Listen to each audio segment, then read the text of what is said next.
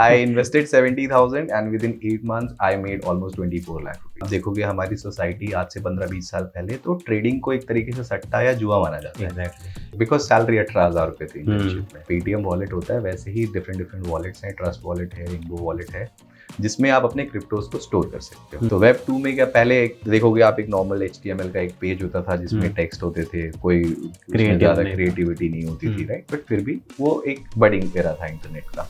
Second stage आया तो अब हमारे पास यूट्यूब है, अब हम घर बैठे बैठे सब्जी मंगा सकते हैं, हम घर बैठे बैठे ऑलमोस्ट हर चीजें कर सकते हैं। 2 तरीके होते हैं, मैं बहुत ब्लंटली बोलूंगा, लड़का हो चाहे लड़की हो, आपके पास 2 तरीके हैं। या तो आप खुद को सेल करके उनके पास जा सकते हो, you can find a sugar daddy और you can find a sugar mama. Hello ladies and gentleman, welcome to dream cost. So ये आज हमारा सेकंड पॉडकास्ट सेशन है या फिर एपिसोड है। यहाँ पे हम बात करने वाले हैं उस चीज़ के बारे में, जैसे आप में कभी ना कभी हमने काम करने के लिए या फिर जॉब, करियर, बिजनेस ऐसी चीज़ें करने के लिए स्टार्ट किया था। वो करते करते हमारे हाथ में आ गए पैसे, बट मोस्ट ऑफ टाइम हमें पता नहीं होता है उन पैसों का करना क्या है अय्याशी के अलावा। बिकॉज वो सेव करना है या इन्वेस्ट करना है। अभी इन्वेस्ट करें तो कहाँ, बिकॉज ज़माना जैसे बदल रहा है, टेक्नोलॉजी जैसे आ रही है, तो इन्वेस्टमेंट के मेथड्स या फिर इन्वेस्टमेंट के ज़रिए बदल रहे हैं। सो वैसे ही एक इन्वेस्टमेंट का प्लेटफॉर्म है, दैट इज़ क्रिप्टो या फिर ट्रेडिंग। ये 2 प्लेटफॉर्म्स हम बात करने वाले हैं। सो आज के हमारे गेस्ट है मिस्टर आकाश कुमार, जो कि एक एक्सपर्ट है in the cryptos and the trading things. उनके साथ बात करेंगे क्रिप्टो कैसे काम करता है, ब्लॉकचेन्स होती है क्या, ब्लॉकचेन्स क्या होती है, इसका एक मैं छोटा सा एग्जांपल अभी आपको देता हूँ जो कि आपको पॉडकास्ट में सुनने मिलेगा। मुंबई पुलिस ने एक थोड़ा सा चेंज लाया है विद देयर FIR, फिर कंप्लेन लेने के सिस्टम में। वो अभी कंप्लेन ले रहे with blockchains. So basically blockchain एक ऐसी चीज़ है जिसके थ्रू करप्शन कम हो सकता है, यहाँ पे डायरेक्ट व्यवहार होता है। सो चलिए जानते हैं इस पूरे सीन को इस पॉडकास्ट में।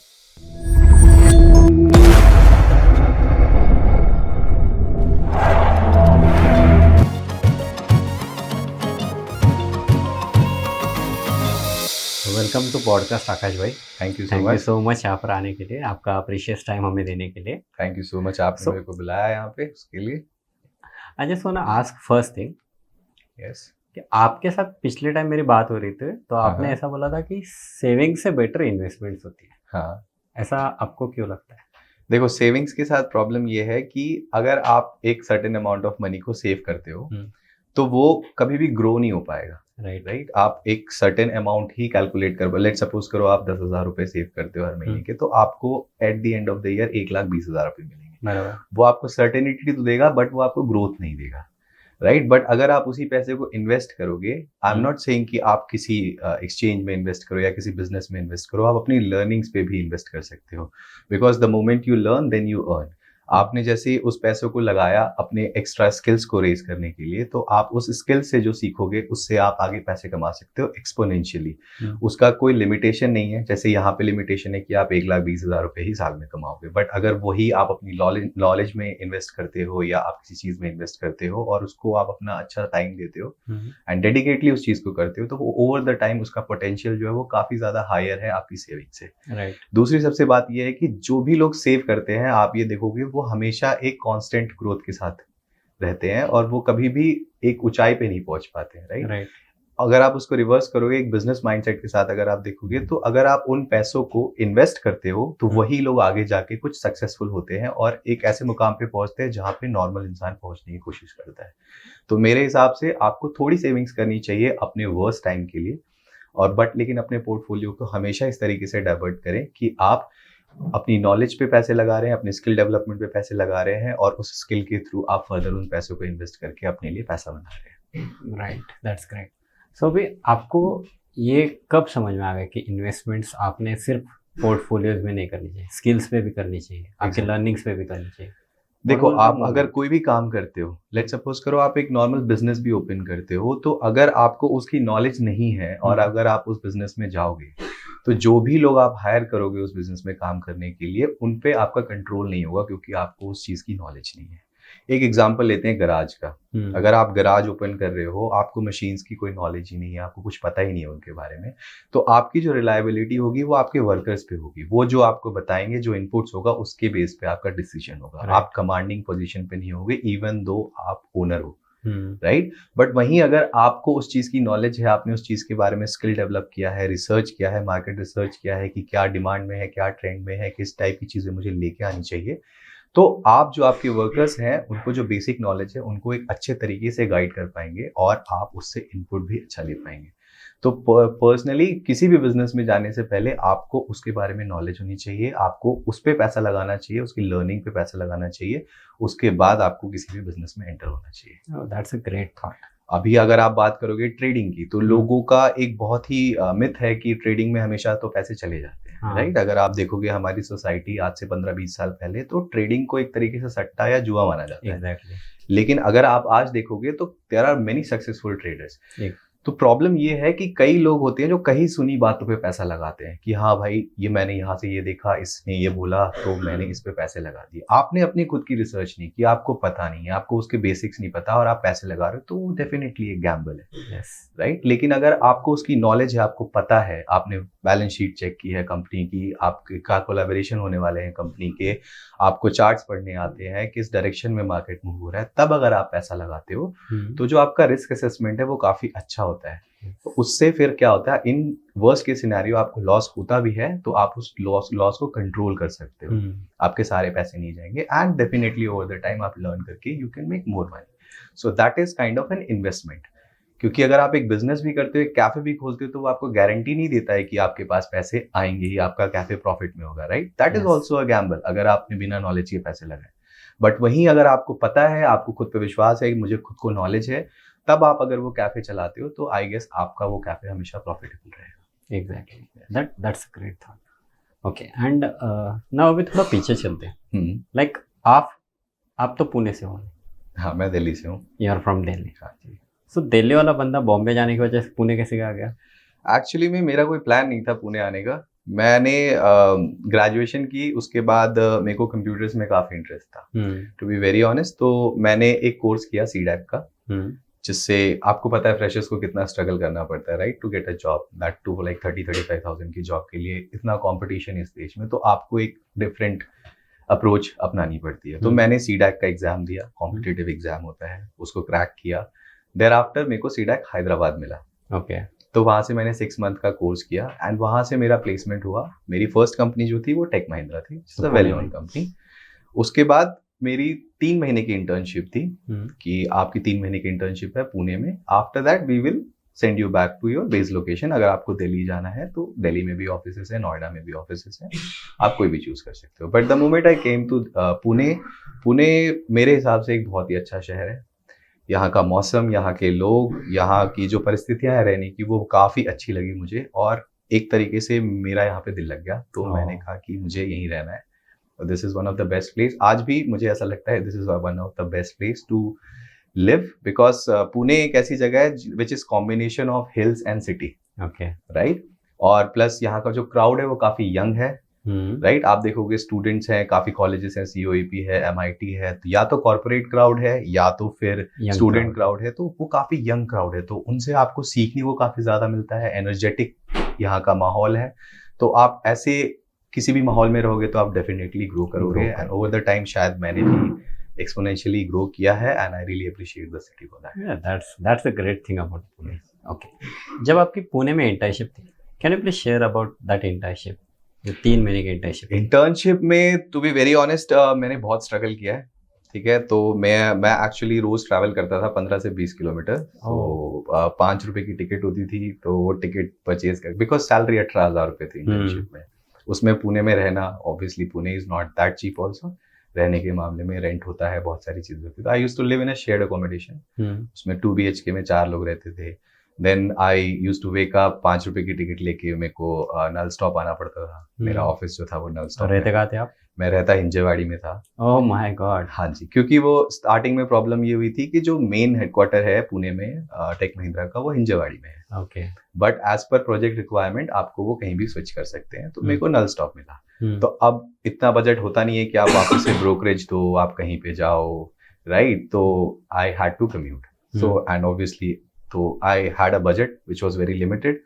सो I use to buy 5 rupees 10 rupees ticket and वो जो नॉर्मल हमारी पीएमसी की बस है उसमें I use to travel and then रात को भी द स्ट्रगलिंग पार्ट वाज कि रात को वापस जाना बहुत डिफिकल्ट होता था। तो अगर लोगों को पता होगा तो नल स्टॉप से हिंजवाड़ी की कोई डायरेक्ट बस नहीं है 9 बजे के बाद, राइट। उसके लिए आपको पहले मनपा जाना पड़ता है। मनपा से आप तो पहले मैं मनपा की बस पकड़ता था, फिर वहां पे जाके 10:30 बजे मेरे को हिंजवाड़ी की बस मिलती थी, मैं 11 साढ़े 11 बजे घर पहुंचता था और फिर इस तरीके से मैंने for a year I you did it. You have to do that.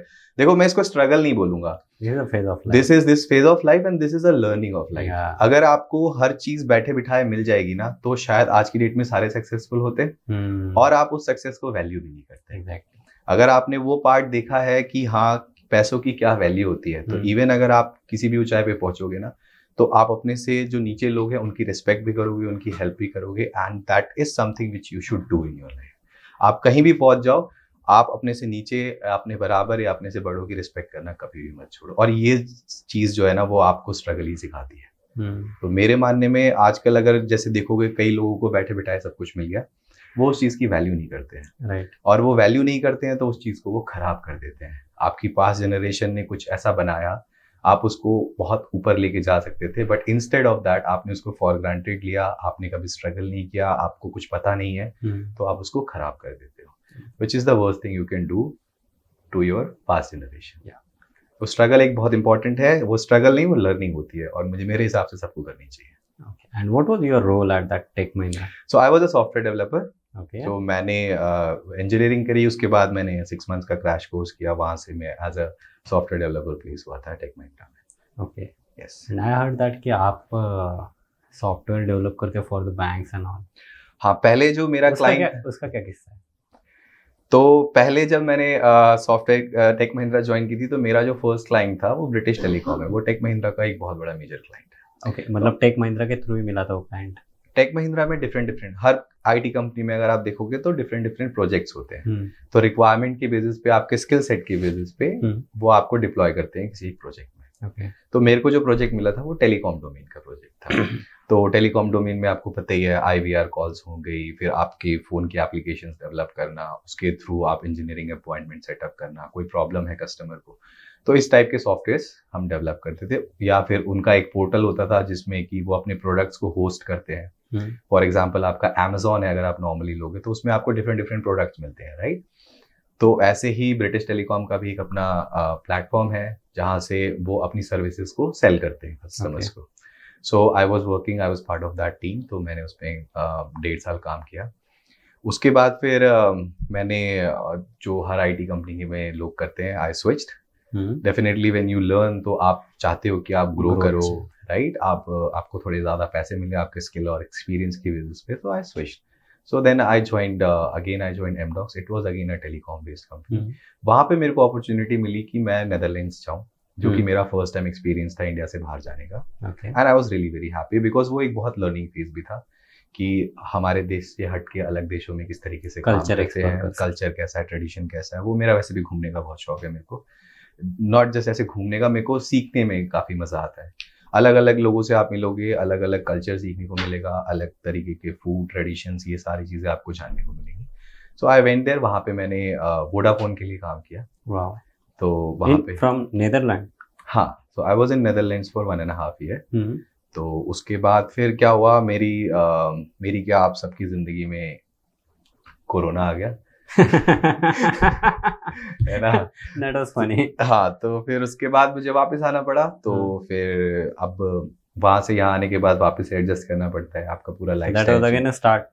No, it was not a start. I was working for Amdocs, but आपका जो पूरा एनवायरनमेंट है वो all of a sudden change हो जाए तो आपको 15-20 दिन 1 महीना लगता है एडजस्ट करने में, राइट। सो इसी दौरान मेरे को एक बंदा मिला, he came with आपने वो नाम सुना होगा, नेटवर्क मार्केटिंग, राइट। कि 1 के नीचे 2 जोड़ोगे, 2 के नीचे 4 जोड़ोगे तो आप पैसे कमाओगे। उसमें मेरे को कोई इंटरेस्ट नहीं था, टू बी वेरी, और किसी को होना भी नहीं चाहिए। जो भी ये वीडियो देख रहे हैं मैं आपको बता दूं, MLM से बिल्कुल दूर रहें, सीखने को कुछ नहीं मिलेगा आपको, पैसे जरूर आप वेस्ट करोगे अपने। एग्जैक्टली। तो वहां पे बट वो लेके आया कि ब्लॉकचेन नाम की एक चीज होती है। That was my first introduction to blockchain.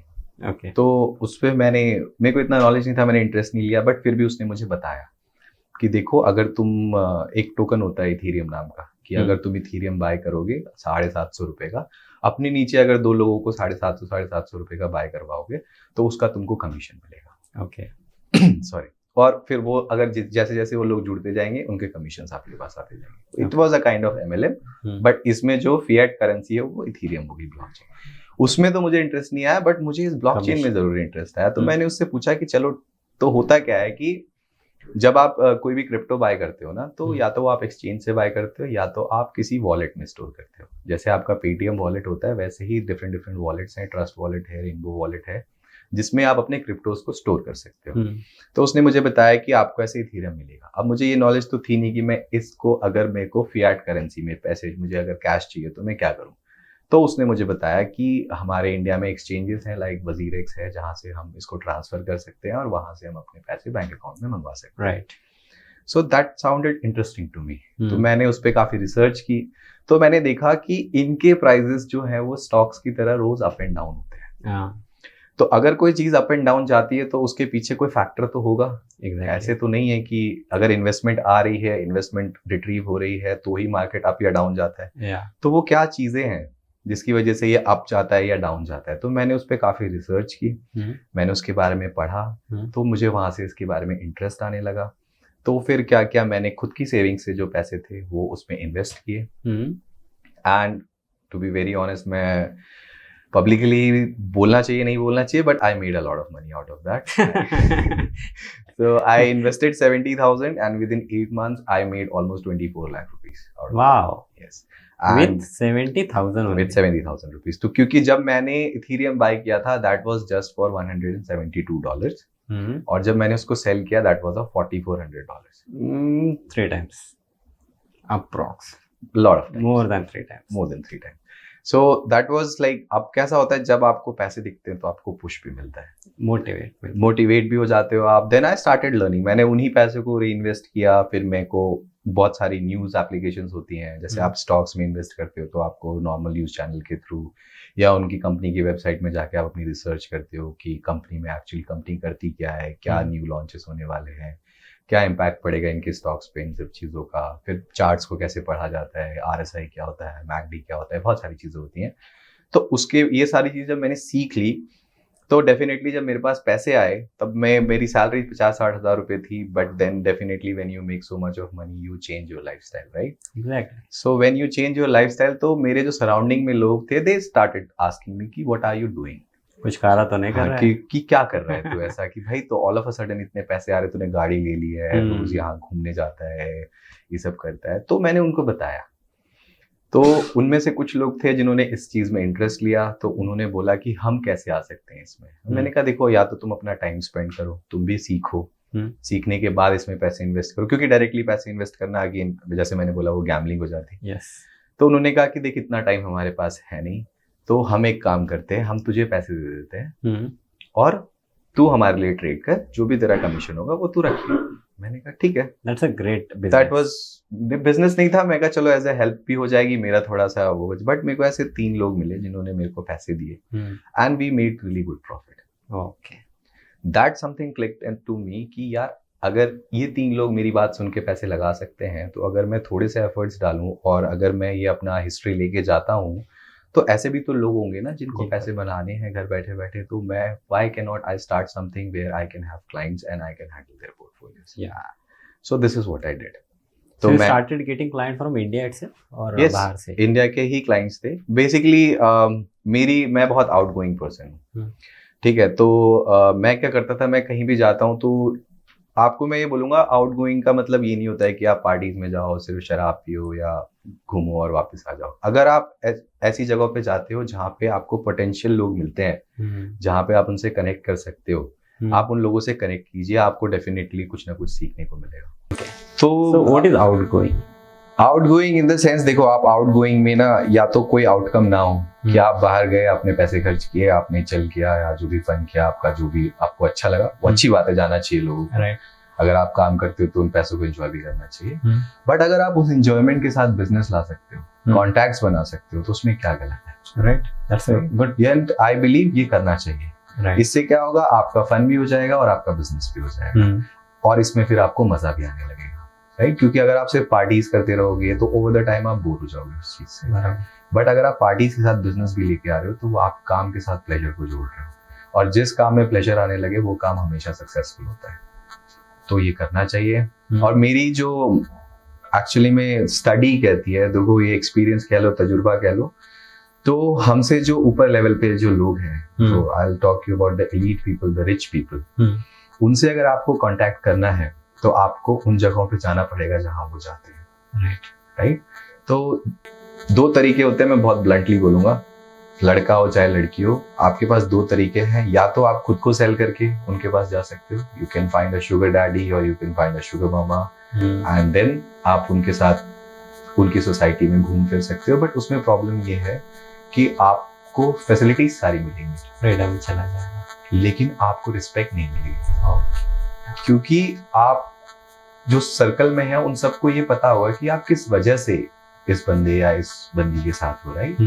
वहीं पे अगर आप अपने आप को एक सर्टेन अमाउंट इन्वेस्ट करने को तैयार हो, एज ए इन्वेस्टमेंट ले लो उसे, आप उन जगहों पे जाते हो जहाँ पे वो जाते हैं।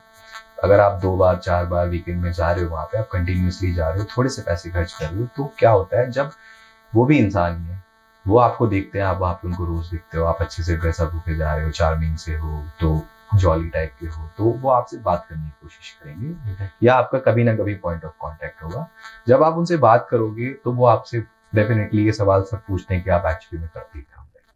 तो आपको जो अपना काम है वो तरीके से बताना है कि उनको आप में पोटेंशियल दिखे, कि ये बंदा या ये बंदी ये मेरे लिए कुछ कर सकती है, इससे हमें प्रॉफिट हो सकता है। राइट। सो वो क्या करेंगे, फिर वो आप में इन्वेस्ट करेंगे। आप उनसे बात करो कि हाँ, कैजुअल बात की आपने, फिर एक फॉर्मल मीटिंग रखो कि हाँ ये मैं करता हूँ, उसमें एक अच्छी सी प्रेजेंटेशन बनाओ।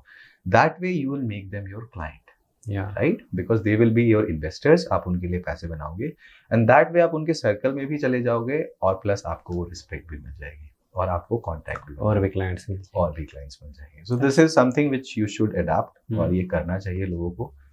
इससे आप अपने प्रोफेशनल, पर्सनली, और आपका सर्कल भी काफी अच्छा हो जाएगा, नेटवर्क अच्छा बन जाएगा, नेटवर्क भी अच्छा बनेगा। Okay, we'll come back to the Bitcoins again. Okay.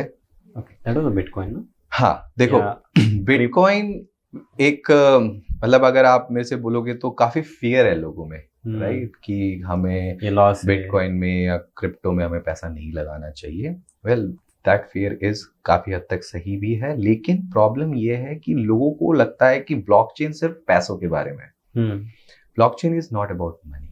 Crypto, ethereum, token, these are part of blockchain. Blockchain एक बहुत बड़ी चीज है। अगर अब मैं आपसे बात करूं आज से 15 साल पहले, तो आपने कभी ये नहीं सोचा होगा कि घर बैठे बैठे मैं जूते ऑर्डर करूंगा और वो आ जाएंगे। We have an example of Amazon, right. आपकी पूरी जिंदगी एक आपके हाथ में एक फोन में समा के रह जाएगी, राइट। आपका एक आज की डेट में अगर आपका डिजिटल फुटप्रिंट नहीं है, आप सोशल मीडिया पे नहीं हो, तो आप काफी आउटडेटेड हो, राइट। अच्छी बात है, कई लोग अगर उसमें खुश हैं तो रहना चाहिए, बट मेरे हिसाब से ये दिस इज समथिंग जो कि आपको काफी एक्सेस देता है घर बैठे बैठे काफी लोगों से कनेक्ट करने, एक्सप्लोर करने के लिए। ये सारी चीजें नहीं थी हमारे पास। पहले वेब 1 था, फिर वेब 2 आया, अब हम वेब 3 के जमाने में जाने वाले हैं, राइट।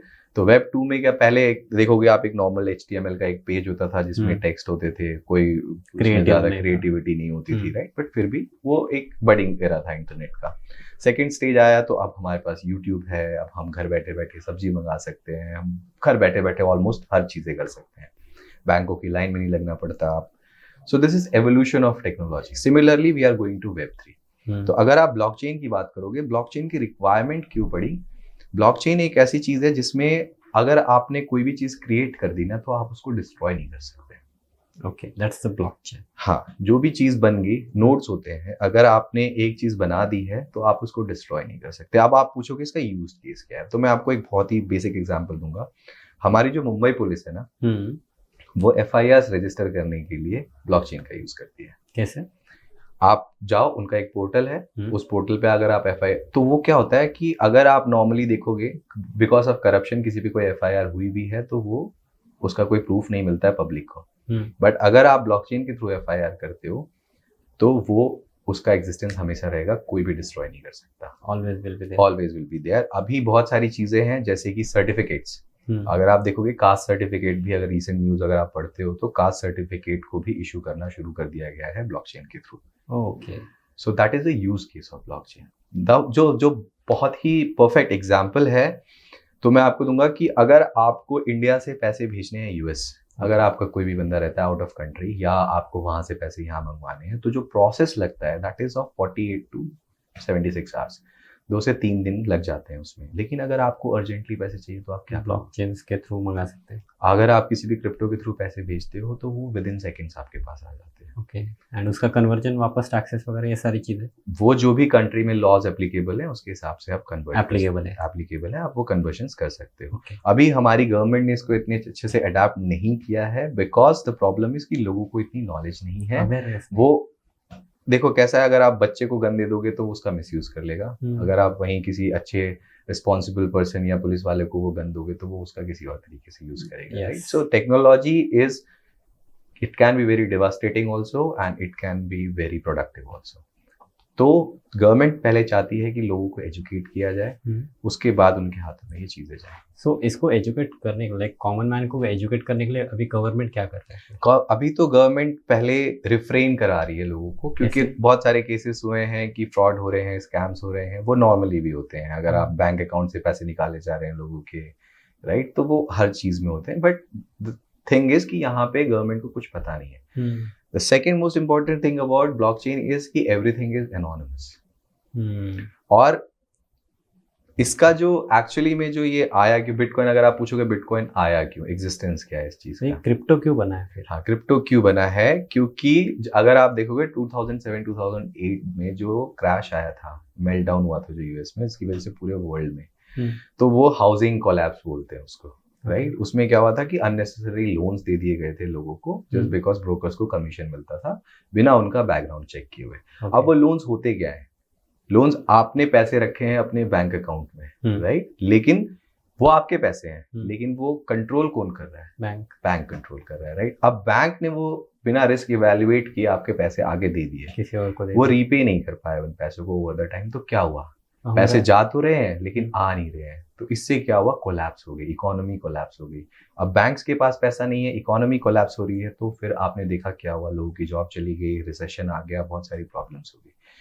ब्लॉकचेन का यूज केस इसलिए ब्लॉकचेन को इंट्रोड्यूस किया गया कि आपके पैसे का कंट्रोल आपके पास रहेगा, ओके, और ओवर द किसी भी कंट्री में आप चले जाओ उसकी वैल्यू हमेशा सेम रहेगी, सिमिलर है, सेम रहेगी। अगर अभी रिसेंट एग्जांपल लेते हो तो अगर आप देखोगे तो श्रीलंका की इकोनॉमी मेल्टडाउन हो गई, राइट? उसमें वहां के लोगों की तो कोई गलती नहीं है, नहीं, राइट? गवर्नमेंट के बैड डिसीजंस की वजह से उनकी करेंसी की वैल्यू डिग्रेड हो गई, तो आपके जो 1 लाख रुपए पड़े हुए थे वो बैठे बैठे जीरो हो गए, राइट? इसमें आपका तो कुछ नहीं था, आप तो भाई अपनी सेविंग्स कर रहे थे, अपने फ्यूचर को सिक्योर कर रहे थे, बट हुआ क्या, just because someone else took that decision, उसकी वजह से आपकी लाइफ स्पॉइल हो गई। So why to give control to someone else? मेरी मेहनत से कमाए हुए वो पैसे हैं, मैंने अपनी जिंदगी का टाइम, समय और सब कुछ उसको दिया, तो उस पर कंट्रोल मेरा होना चाहिए, राइट, ना कि किसी इंस्टीट्यूशन का होना चाहिए। इस आइडिया को ब्लॉकचेन फुलफिल करता है। अगर आपके पास कोई भी क्रिप्टो है, उसकी जो भी वैल्यू है वो ओवर द टाइम सेम रहेगी किसी भी कंट्री में, और प्लस उसका फुल कंट्रोल जो होगा वो आपके पास होगा, जब तक आप अपना यूजर नेम पासवर्ड वगैरह या किसी को शेयर नहीं करते हो। Okay, so as you are expert in the crypto right now, I am not an expert, I am in a learning phase, yes, but better than the newcomers, हाँ, कह सकते हैं, ओके, नॉट द लीजेंड।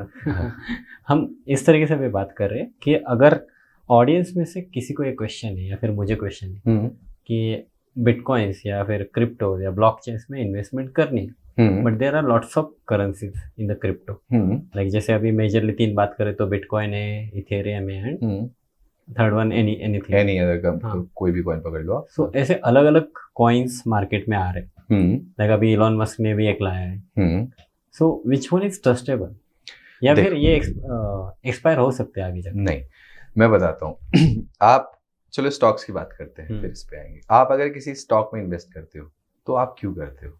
पहले आप देखते हो कि ये स्टॉक किस कंपनी का है, राइट? वो कंपनी क्या प्रोडक्ट बेचती है, राइट? उस प्रोडक्ट की सेल पे या उस प्रोडक्ट की कितनी वैल्यूएशन बढ़ रही है ओवर द टाइम, उसको कितने लोग कंज्यूम करते हैं इस कंट्री में, उसकी बेसिस पे उसके स्टॉक्स पे फ्लक्चुएशंस होते हैं, उस पर्टिकुलर कंपनी में कितने इन्वेस्टर्स इंटरेस्टेड हैं अपना पैसा लगाने के लिए, राइट। तो वो क्या होगा, एक प्रोडक्ट है, उस प्रोडक्ट के थ्रू बैक्ड है उनका स्टॉक्स, राइट।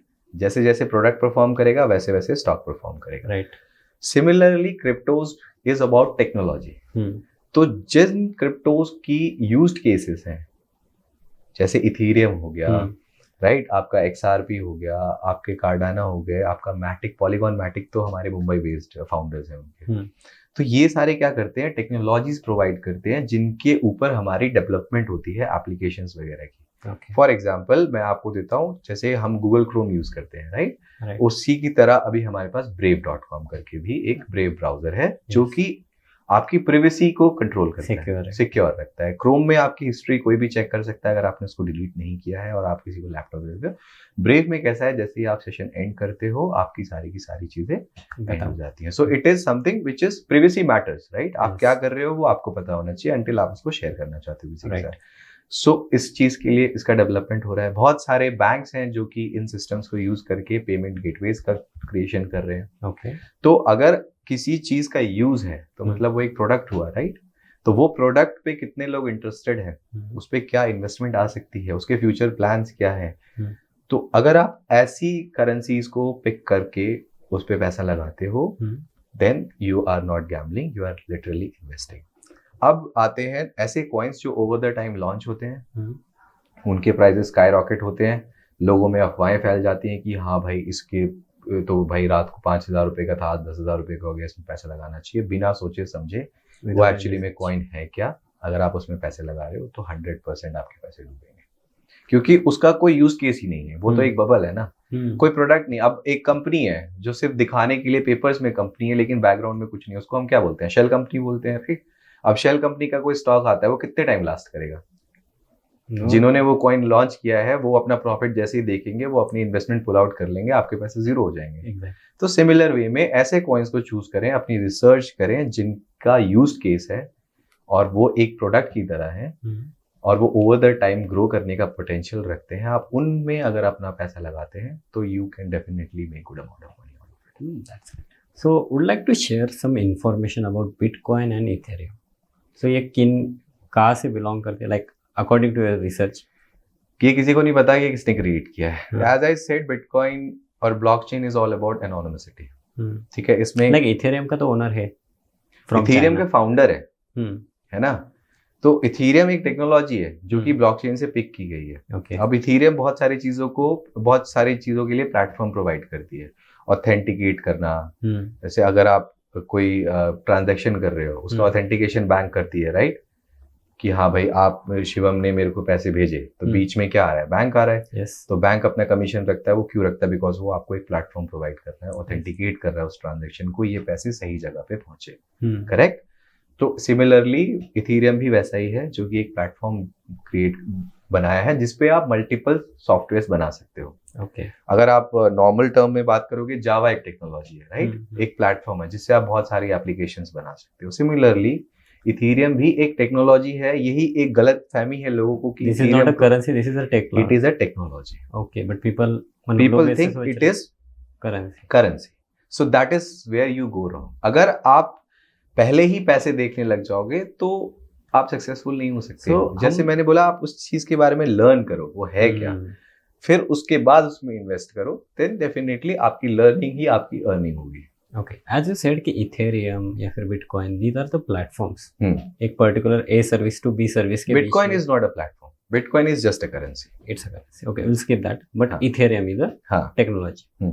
सो ये बैंक के बीच में जो काम करता है या फिर platform provider, so I want to ask कि जैसे हमारे पास अभी Google Pay in India, Google Pay, PhonePe, Paytm या फिर जो यूपीआई ऑप्शन है, ओके, सो सेम थिंग तो इंटरनेशनल लेवल पे है नहीं, अदर कंट्रीज के पास उनके पास अलग अलग ऑप्शन है। एंड आपने जैसे कहा कि आप भी एप्स वगैरह डेवलप करते हो किसी बैंक्स के लिए, सो एक्चुअली ये टेक्नोलॉजी कैसे काम करती है फिर?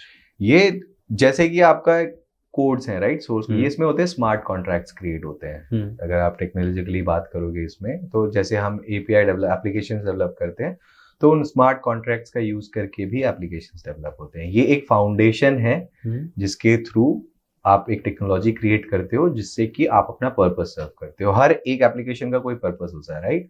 तो इसी तरीके से इथेरियम एक टेक्नोलॉजी है जिसको यूज करके एप्लीकेशंस बनाए जाते हैं, जिसका कोई यूज केस होता है। तो वो कुछ भी हो सकता है, पेमेंट हो सकती है, वेरिफिकेशन के लिए यूज कर सकते हैं, क्रॉस नेटवर्किंग के लिए यूज कर सकते हैं, कन्वर्जन्स के लिए यूज कर सकते हैं। जैसे अभी आपको इथेरियम से मान लो कार्डानो खरीदना है तो आपको कन्वर्जन करना होगा, राइट?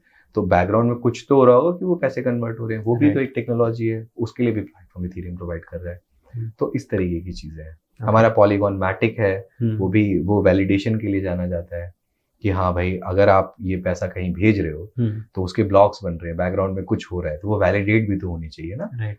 तो वो वैलिडेशन की जो टेक्नोलॉजी प्रोवाइड करती है, मैटिक प्रोवाइड करती है। उस टेक्नोलॉजी को यूज करके आप ना कि सिर्फ पेमेंट वैलिडेट कर सकते हो, आप अपने सर्टिफिकेट्स वैलिडेट करा सकते हो। वो ओवर द टाइम आप कहीं पे भी एक्सेस कर सकते हो और उसको कोई टैम्पर भी नहीं कर सकता है, right? So these are the use cases of it. तो जिन कॉइन्स के यूज केसेस हैं उनके बारे में पढ़िए, उसके बाद उनके बारे में रिसर्च कीजिए। फिर आपको बेसिक चीज़ें आनी चाहिए कि चार्ट्स को कैसे रीड कर सकते हैं, मार्केट ट्रेंड्स को कैसे पता कर सकते हैं। बहुत सारे जो इनके ट्विटर हैंडल्स होते हैं उनमें न्यूज़ आती हैं, सेंटिमेंट्स के ऊपर भी मार्केट डिपेंड करता है, राइट? अभी अगर कहो कि कल को मुकेश अंबानी जी कहते हैं कि भाई हम तो इस कंपनी में इन्वेस्टमेंट करने वाले हैं, तो उसके स्टॉक्स बढ़ने ही बढ़ने हैं, राइट? तो the moment you catch that news and you invest, how fast you invest, the more money you make. Most you have to update it. हाँ, अगर वो कह दें कि नहीं भाई हम इस कंपनी के साथ अपना नाता तोड़ रहे हैं, right, we are pulling out the investment, तो क्या होगा, उसके स्टॉक गिरेंगे, तो उस टाइम पे आपको सेल करना है। सिंपल फंडा है, राइट? तो न्यूज़ बहुत मैटर करती है, फिर चार्ट्स बहुत मैटर करते हैं, वो आपको पढ़ने आने चाहिए, आपको पता होनी चाहिए। उसकी बेसिस पे अगर आप अपना डिसीजन लेते हैं तो आपके 70 to 80% चांसेस ये हैं कि आप पैसे कमाओगे। और मार्केट में चाहे वो कोई भी बिजनेस करो, 100% आपको कोई गारंटी नहीं देता कि आपके पैसे प्रॉफिट में ही रहेंगे। 100% अगर आपको गारंटी चाहिए तो आप सेविंग्स कर सकते हो, गो विद एफडी। उसमें भी कोई गारंटी नहीं है, कल को कुछ हो जाए, क्या पता भाई इकोनॉमी क्रैश हो जाए, कुछ प्रॉब्लम हो जाए, तो भी आपके पैसे जा सकते हैं। That's why my first question was like that कि आपने कहा है कि investment is better than. So that's why investment is better. Investment is always better because it will make you rich. Yeah. And savings will always keep you what you are. Keep you the consistent. It will give you consistency. It will give you some secureness, security feel होती है आपको. But inflation की वजह से उसकी value भी कम हो रही है. वो हो सकती है, but अगर आपको एक नॉर्मल लीडिंग लाइफ चाहिए, आप जिसमें है उसमें आप अगर सेटिस्फाइड हैं तो सेविंग करो, तो आप सेविंग कर सकते हो। लेकिन अगर आप जिंदगी में ग्रो करना चाहते हो, कुछ नया अचीव करना चाहते हो, अपने ड्रीम्स को पाना चाहते हो, तो आपको इन्वेस्ट करना पड़ेगा। या तो आप पैसे इन्वेस्ट करो या तो आप टाइम इन्वेस्ट करो। Exactly. अगर आप आर्टिस्ट हो या आप टैलेंट है आपके अंदर, तो उसमें भी आपको टाइम इन्वेस्ट करना पड़ता है, तो अभी जाके आप कुछ बन पाते हो। Similarly investment is always better than. Okay, and would like to share a particular thought जो आपके लाइफ का सबसे बड़ा लेसन है। मेरी लाइफ का सबसे बड़ा लेसन, वन थॉट जो आपके लाइफ में आपने अभी तक सीखा। मेरी लाइफ का सबसे बड़ा लेसन ये है कि आपको कभी भी किसी पे डिपेंडेंट नहीं होना चाहिए। चाहे वो आपकी फैमिली हो, चाहे वो आपके बेस्ट फ्रेंड हो अच्छी बात है, लेकिन अगर आप सेल्फ सस्टेन्ड है, आप अपने ऊपर खुद पे इतना भरोसा करते हैं और आपने खुद को इस तरीके से बना लिया है कि मैं अपने आप ही चीजें कर सकता हूं, तो बाकियों का होना या ना होना आपके लिए मायने नहीं रखेगा और आप एक बहुत स्ट्रांग पर्सनालिटी बन जाएंगे अपने आप में। बिकॉज ओवर द टाइम चीजें बदलती हैं, तो जब पैसों का मामला आता है या कुछ भी होता है, उसमें लोग अलग अलग तरीके के होते हैं, उनके perception towards you can change any time. तो मैं ये बोलूँगा कि आप ट्रस्ट रखो लोगों पे, भरोसा करो, आपके साथ के हैं, दोस्त है, फैमिली मेम्बर्स हैं, बट कभी भी कंप्लीटली रिलाय मत करो उन पे। राइट। अभी जैसे मैं फिटनेस में हूँ, राइट, तो मैं अगर आपको एग्जांपल दूंगा तो मेरे साथ over the journey of like 7-8 years I am working out, बहुत सारे लोग आए जिनके साथ मैंने वर्कआउट किया और वो चले गए। राइट। अगर मैं ऐसा हो जाता कि नहीं यार मुझे कोई चाहिए ही वर्कआउट करने के लिए, तो शायद मैं आज नहीं कर पाता। राइट। या मैं कोई काम कर रहा हूँ, उसमें मेरे को ऐसा लगता है नहीं मुझे कोई चाहिए इस काम को करने के लिए, जबकि वो काम आप खुद भी कर सकते हो, लेकिन आपने अपना माइंडसेट ऐसा बना लिया है, अपने आपने आदतें ऐसी बना ली है कि you need somebody. So when you need somebody then आपकी लिमिटेशंस है, आप अपने आप को लिमिट कर रहे हो। But when you don't need somebody, तो वो आप काम खुद भी कर सकते हो। अगर कोई आ जाता है ट्रस्टवर्दी बंदा, तो वो आपके लिए हेल्पिंग होगा, अच्छी बात है। नहीं भी होगा तो उससे आपको फर्क नहीं पड़ेगा। So that is the kind of learning. तो मैं मोस्ट ऑफ द चीज़ें खुद ही ट्राई करता हूँ कि मैं अपने आप को इतना सेल्फ सस्टेन बनाऊँ कि मैं अपनी चीज़ें खुद से कर सकूँ। उसके लिए आपका एक रूटीन होना चाहिए, लाइफ में डिसिप्लिन बहुत ज़रूरी है उन सब चीज़ों को अडाप्ट करने के लिए। तो ये सारी चीज़ें आपको इनकॉर्पोरेट करनी चाहिए अपनी day to day life. That was really very thank you. Very great thoughts you have shared with us and thank you so much, आपने आपका टाइम हमें दिया उसके लिए। थैंक यू सो मच, आपने मुझे एंड बुलाया। डेफिनेटली ऑडियंस को इसमें से बहुत सारी चीज़ें न्यू अंडरस्टैंड हो चुकी होगी। मतलब आप, मुझे ऐसा लगता है आपके पास अगर नॉलेज है तो उसको आप शेयर करें, क्योंकि अगर आप ओवर द टाइम नॉलेज को शेयर करते हैं तो उनसे काफ़ी लोगों का बेनिफिट भी होता है, एंड अपने पास रखोगे तो शायद वो वेस्ट ही हो जाए। तो इसीलिए उसको आप शेयर करो, जितना ज़्यादा शेयर करोगे उतने ज़्यादा लोगों की हेल्प होगी। एंड ओवर द टाइम अगर आप किसी की हेल्प करते हो तो ही आप किसी और से हेल्प भी एक्सपेक्ट कर सकते हो। डेफिनेटली आपकी बातें सुन के लोग अभी क्रिप्टो में इन्वेस्ट करना स्टार्ट कर रहे हैं। नहीं, मैं ये नहीं कह रहा हूँ कि आप ये कोई इन्वेस्टमेंट एडवाइस नहीं है, बट अगर आपको इंटरेस्ट है तो आप जरूर इसके बारे में पढ़िए। मैं ये नहीं कह रहा हूँ आप पैसे लगाइए, आप उस चीज को सीखिए। अगर आज की डेट में आपको ब्लॉकचेन आता है then trust me you can have a wonderful job. बहुत सारी ऐसी कंपनीज हैं जो इतने ज़्यादा पैसे आपको देने को तैयार हैं अगर आपको वो टेक्नोलॉजी आती है, बिकॉज वो बहुत लिमिटेड लोगों को आती है। अगर आप नॉर्मल कोई चीज़, अगर आप सीए कर रहे हो या आप कुछ कर रहे हो तो बहुत सारे लोग कर रहे हैं, राइट। अगर आप कुछ ऐसा कर रहे हो जो बहुत कम लोग कर रहे हैं, तो अपने आप को हमेशा अपग्रेड करना बहुत ज़रूरी है। तो पैसे लगाने की तो बात सेकेंडरी आती है, पहले आप उसके बारे में नॉलेज लीजिए, उसके बारे में पढ़िए, उसके कोर्सेस होते हैं, बहुत सारी चीज़ें। आपको ये पूरा पढ़ने में कितना टाइम लगा? मेरे को 4 साल हो गए इन सब चीज़ों को करते हुए। नहीं, बट जब आप न्यू थे? जब मैं न्यू था तो मैं ये बोलूँगा कि सिर्फ बुकिश नॉलेज से आपको एक्सपीरियंसेस नहीं मिलेंगे। मैंने 5-6 महीने रिसर्च किए, उसके बाद मैंने एक सर्टेन अमाउंट ऑफ पैसे लगाए हैं अपने भी, और उससे मैं सीखा हूँ। मैंने पैसे गवाए भी हैं, ऐसा नहीं है कि मैंने सिर्फ कमाए ही हैं, ऐसा कभी नहीं हो सकता। चाहे दुनिया एवरीथिंग हैव टू साइड्स, और दुनिया का कितना भी अच्छा ट्रेडर हो, वो कभी ऐसा नहीं हुआ होगा कि उसने लाइफ में लॉस नहीं खाया होगा। सब खाते हैं, तो आप भी खाओगे, लेकिन आप उससे सीखो कि आपने जब वो गलती की तो वो दोबारा नहीं करनी है। आपको ये पता चल गया कि अब मुझे क्या नहीं करना है, right.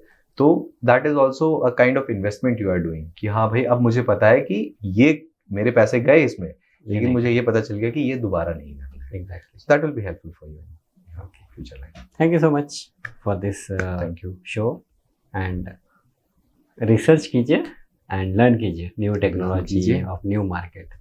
Fair enough. Thank you for your time.